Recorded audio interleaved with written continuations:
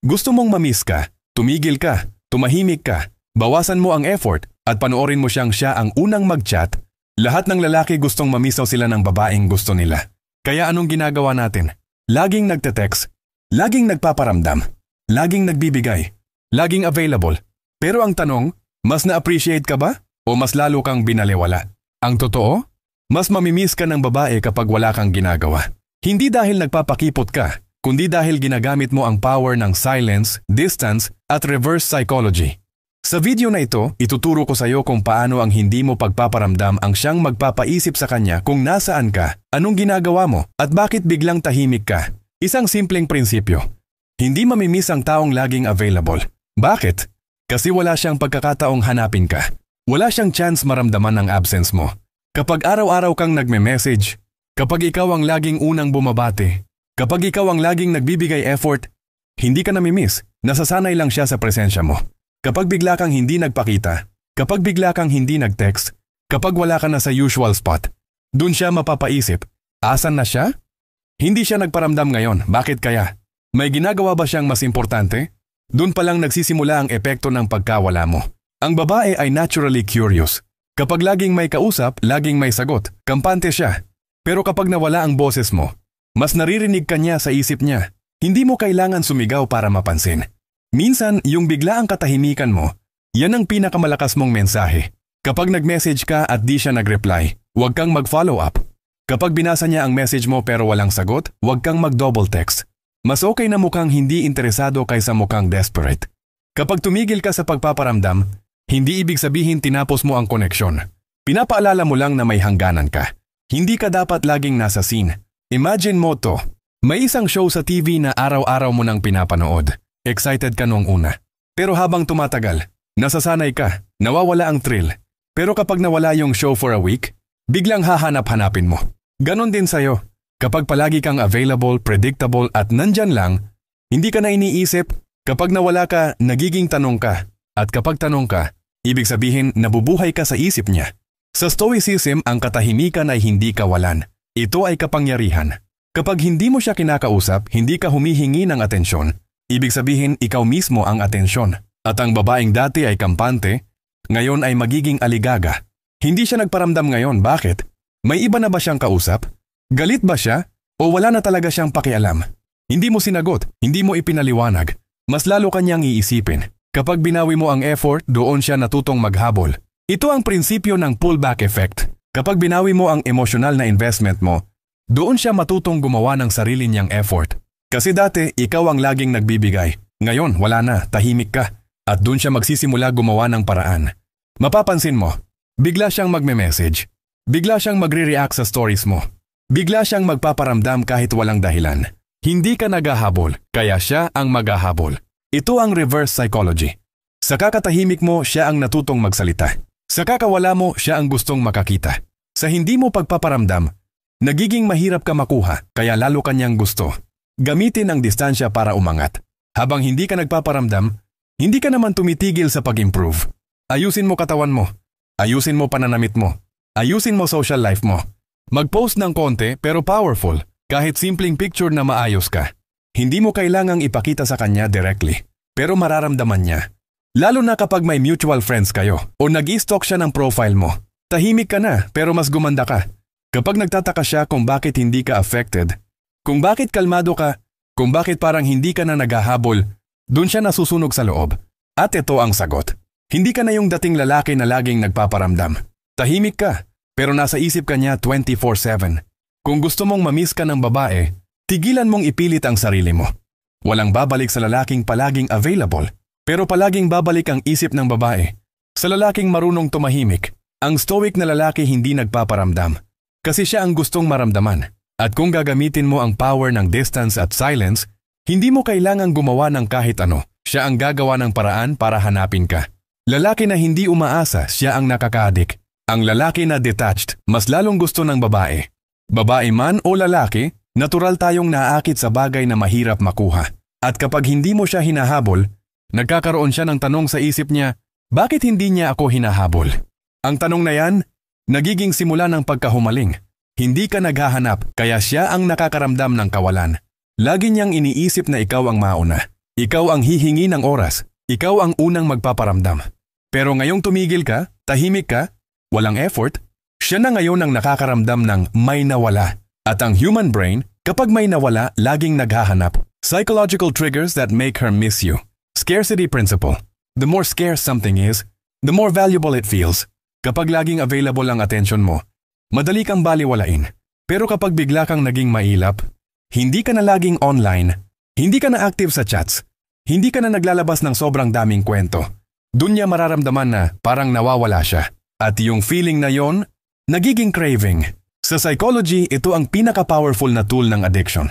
Yung hindi mo alam kung kailan ka babatiin, kung kailan ka magre-reply, kung kailan ka magpaparamdam.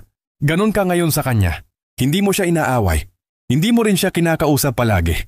Pero nandun ka, tahimik, minsan may update, minsan wala. Mas lalo siyang naiintriga. Mas lalo siyang nabibitin. At dun siya nawiwirduhan kung bakit ikaw pa rin ang laman ng isip niya. Ang hindi alam, laging iniisip. Kapag hindi ka nagpaparamdam, nagkakaroon ng mga tanong sa isip niya. Galit ba siya? May bago na ba siya? Wala na ba talaga siyang pakialam? Bakit parang okay siya kahit wala ako? At ang utak ng babae, kapag maraming tanong, lalo siyang nababaliw sa kakaisip. Habang nagbubuo siya ng mga senaryo sa isip niya, ikaw ang main character. At ikaw, tahimik lang, walang ginagawa. Pero ikaw pa rin ang iniisip niya. Hindi ka nag-effort pero effort na effort siyang mag-isip. Ang irony ng reverse psychology. Kapag hindi ka na interesado, saka sila nahuhumaling. Kapag wala ka ng ginagawa, saka sila gumagawa ng dahilan para isipin ka. Kapag ang babae ay walang sagot sa kilos mo, napipilitan siyang hanapin ang kahulugan. At dun mo siya naiwan. Hindi sa presence mo, kundi sa effect ng absence mo. Action versus mystery. Bakit mystery ang mas malakas? Lahat ng sinusubukan mong gawin, napapalitan ng isang hindi ko alam. Kapag sinubukan mong ipakita ang feelings mo, sinubukan mong iparamdam na mahal mo siya. Lahat yan madali niyang intindihin. Pero pag tumigil ka, kapag wala kang sinabi, walang closure, walang hint, mystery ka, at ang mystery, nakakabaliw. Hindi ka umiwas pero hindi ka rin lumapit. Ang ginagawa mong diskarte ay simple. Neutral presence. Hindi ka naglalambing. Hindi ka rin galit. Hindi ka nagpapaliwanag. Wala kang ginagawa pero may ginagawa sa kanya. Sa ganitong approach, ang utak niya ang lumalaban. Hindi ka kalaban, hindi ka rin kakampi, pero ikaw ang iniisip niya. At habang iniisip ka niya, mas lalo kang tumitibay sa utak niya. Kapag hindi ka gumalaw pero ikaw ang ginagalawan, may emosyon kahit wala kang aksyon. Habang tumitigil ka sa effort, napupuno mo pa rin siya ng emosyon. Hindi mo alam pero siya ang nagche-check kung online ka. Siya ang nag-aabang ng post mo. Siya ang biglang bumibisita sa profile mo. Siya ang nagse-search ng pangalan mo. Bakit? Kasi may emotional vacuum kang iniwan. At yung vacuum na yon, hinihigop ang utak niya. Habang wala kang ginagawa, tumataas ang value mo. Wala kang chat. Wala kang text. Wala kang kwento. Pero dumadami ang tanong niya. At habang dumarami ang tanong niya, tumataas ang halaga mo. Dahil hindi niya alam kung kailan ka mawawala. Hindi niya alam kung kailan ka babalik. Hindi niya alam kung bakit tahimik ka. At lahat ng yon ay mas mahalaga kaysa kahit anong sweet message. Ang sikreto para mamiss ka, hindi ang pagpapakita, hindi ang effort, kundi ang katahimikang may lalim. Ang presensyang hindi pisikal pero emosyonal. Kapag wala kang ginagawa, pero ikaw ang iniisip niya buong araw, panalo ka na. Hindi mo kailangang habulin. Dahil ang lalaking hindi nagpaparamdam, siya ang mas nararamdaman. Kapag hindi ka na active, doon siya nagiging reactive. May kapangyarihan ang disappearing act. Hindi mo kailangan mag-block. Hindi mo rin kailangang magsabi ng I need space. Kapag tahimik kang tumigil sa pagiging predictable, doon ka nagiging unpredictable. At sa psychology, ang uncertainty ang pinaka-stimulating. Kapag hindi mo siya kinausap, hindi mo siya kinalabit, siya na ang nagre-react sa kawalan mo. Hindi ka nagpaalam pero ramdam ang pag-alis mo. Kapag ang isang tao ay tahimik pero bigla na lang hindi na nandoon, walang away, walang closure. Mas matagal siyang iniisip kasi walang ending. At kapag walang ending, ang utak ng tao ay paulit-ulit na bumabalik sa hindi tapos. Kung paano ka nakakaapekto kahit tahimik ka. You occupy her mind without saying a word. Tahimik ka pero presence mo malakas. Hindi mo siya chine-check pero siya ang nagche-check sa'yo. Hindi mo siya kinukumusta pero siya ang naghahanap ng signal mo. Hindi mo siya kinakausap pero ikaw ang binabanggit ng utak niya. Ito ang tinatawag na psychological imprint. Na kahit wala ka, ikaw ang naiwan. May espasyo ka sa oras niya kahit hindi kayo nag-uusap. May oras siyang tinitignan ang profile mo. May oras siyang tumitingin kung online ka. May oras siyang binabasa ang old messages nyo. At lahat ng ito ginagawa niya nang hindi mo hinihingi. Hindi mo siya kinulit, hindi ka nagpakaseryoso. Pero seryoso siyang nag-iisip tungkol sa'yo. Ang lakas ng what if, mas malakas sa I love you, binubuo niya ang kwento mo sa ulo niya. Kapag wala kang sinasabi, siya ang nagsasalita sa isip niya. Siguro busy lang siya. Baka may iba na siyang nakakausap. Hindi kaya nawalan na siya ng feelings? Hindi mo kailangang magsalita. Siya na ang bumubuo ng kwento mo. At habang siya ay naghihinala, lalo siyang na-attach emotionally. Kapag walang closure, lalong walang kapayapaan. Ito ang sikreto. Hindi ka galit. Hindi ka rin sweet. Wala ka lang. Tahimik. Pero dahil wala kang binigay na closure, walang kapayapaan sa puso niya. At kapag walang kapayapaan, hindi ka rin niya kayang bitawan. Paano mo pinipilit siyang mamiss ka nang hindi ka nagsasalita? You control the emotional tempo without force. Kahit wala kang message, ikaw ang nagpapaikot ng emosyon niya. Ganyan ang lalaking hindi nagmakaawa. Tahimik, pero alam ang epekto ng katahimikan. Kapag dati-dati ikaw ang palaging humahabol, at ngayon hindi ka man lang lumingon. Magugulat siya sa sarili niya kung bakit gustong-gusto kanyang balikan. Hindi mo ginawa pero gusto niyang gawin mo. Kapag hindi mo siya binati sa birthday, kapag hindi mo siya nilike sa post, kapag hindi ka nagparamdam kahit may dahilan. Naiinis siya, nalilito siya, naapektuhan siya. Pero bakit? Kasi inaasahan niya ang atensyon mo. At ngayong wala na yon, parang may parte ng sarili niyang nawawala. Kapag ikaw ang iniisip kahit wala ka sa eksena, you are the quiet storm. Tahimik ka pero ramdam ang presensya mo. Hindi dahil sinisigaw mo ang feelings mo, kundi dahil dati mong consistency biglang naglaho. At kung alam mong meron kang naiwan, hindi mo kailangang balikan.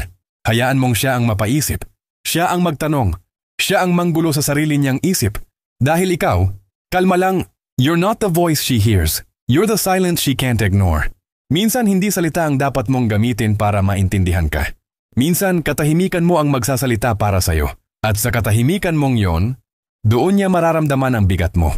Hindi dahil galit ka. Hindi dahil nagmamalaki ka. Kundi dahil pinili mong lumayo ng may dignidad. Tahimik ka, pero siya ang hindi mapakali. Wala kang sinabi, pero siya ang may daan-daang tanong. Wala kang effort, pero siya ang hindi matahimik. Ganyan tumama ang presensya ng lalaking hindi kailangang ipilit ang sarili. Ganyan ang epekto ng stoic distance. Walang galit, walang drama, pero ramdam. The power shift, ikaw na ang hinahanap, hindi na siya. Dati, ikaw ang nangungulit. Dati, ikaw ang may hawak ng cellphone gabi-gabi. Nag-aabang ng reply. Nagtatanong kung anong ginagawa niya. Nagsasend ng kumain ka na? Pero wala, scene-zoned ka lang. Ngayon, siya na ang may hawak ng phone. Siya ang nagtataka kung anong ginagawa mo. Siya ang nagse-search ng profile mo. Tahimik ka lang pero ikaw na ang hinahanap. Kapag ikaw ang iniiwasan, doon ka mas naging mahalaga. Nang hindi ka na nagsalita, nung hindi ka na nagpaabot ng kahit anong emosyon, nung hindi ka na nangulit, doon ka mas naramdaman. Kasi ang babae hindi nasanay na hindi siya pinapansin. At kapag dumating ang lalaking hindi nagpapasikat, hindi naghahabol, siya ang naiiba, siya ang mas tumitibay, siya ang hindi basta-basta makakalimutan. Reverse psychology in action. Ano ang reverse psychology? Simple. Ang tao ay mas na-attract sa bagay na hindi siya sigurado.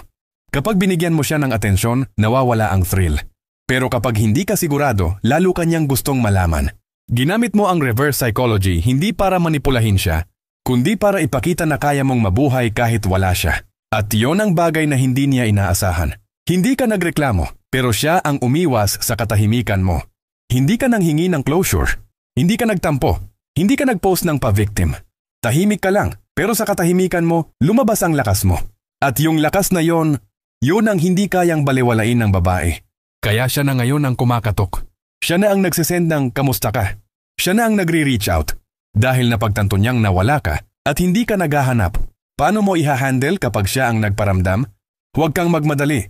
Kapag nagparamdam siya, ang unang instinct mo, mag-reply agad, mag-explain, magpakita ng excitement. Pero ang stoic na lalaki, hindi nagpapanik. Huminga ka. Huwag mong ipakita na excited ka. Walang emojis, walang love quotes. Kalmado lang. Hindi porke nagparamdam siya, babalik ka na agad. Tanungin mo muna ang sarili mo. Genuine ba to? Gusto ka ba niya o gusto lang niyang siguraduhin andyan ka pa? Namimiss ka ba niya o gusto ka lang niyang i-check? Hindi lahat ng paramdam, sincere. Minsan test lang yan, at minsan ego lang yan. Kapag tumalon ka agad, babalik ka lang ulit sa dating cycle. The Stoic response, composed, confident, controlled. Kumilos bilang lalaki na hindi na umaasa. Kapag kinausap ka niya, sagutin mo. Pero hindi sa paraang desperado. Walang paninisi, walang drama, walang tanong ng bakit mo ako iniwan. Simple lang, ayos lang ako. Busy din. Hope you're doing well. Maganda ang sagot pero walang pasaring. Dahil ang goal mo hindi para maibalik siya, kundi para patunayan na kaya mong maging okay kahit wala siya. Hayaan mo siyang magbigay ng effort. Ngayon siya ang nagparamdam, let her work for it. Let her ask the questions. Let her show consistency. Huwag kang agad-agad bumalik sa dati mong ugali. Kasi kung babalik ka sa pagiging available, mawawala ulit ang halaga mo. The only way to keep her interested now is this. Maintain your silence kahit nagpaparamdam na siya. Let her prove her worth. Ang lakas ng lalong walang ginagawa. Mas gusto kanyang balikan kapag wala kang hinihingi. Kapag wala kang hinihingi, mas nagiging attractive ka. Kasi hindi mo siya pinipilit. You're whole. You're calm. You're focused. At hindi mo siya kailangan para buuin ang sarili mo. At sa ganong mindset, ikaw ang hindi makalimutan. Tahimik ka, hindi ka galit, pero ramdam kang nagsara na. Walang block, walang mute, walang away, pero ramdam niyang nagsara ka na. At yung presence na dati niyang sinasayang, gusto niya ulit makuha. Pero ngayon, hindi ka na naghihintay. Ikaw na ang pinipili ng sarili mo. At kung gusto kanyang balikan, hindi ikaw ang mag-a-adjust, siya na. Tahimik kang nawala. Tahimik kang bumangon. Tahimik mong binago ang sarili mo. At ngayon, tahimik mong nakuha ulit ang atensyon niya. Nang hindi ka nagmakaawa, hindi ka kailangang mag-effort para mapansin. Kasi ikaw mismo ang bagay na hindi madaling makalimutan. Kung natutunan mo kung paano manahimik na may dignidad at nagbunga ito ng respeto, i-comment mo sa baba. Tahimik ako pero siya ang hindi mapakali. At huwag kalimutang mag-subscribe para sa susunod nating Stoic series.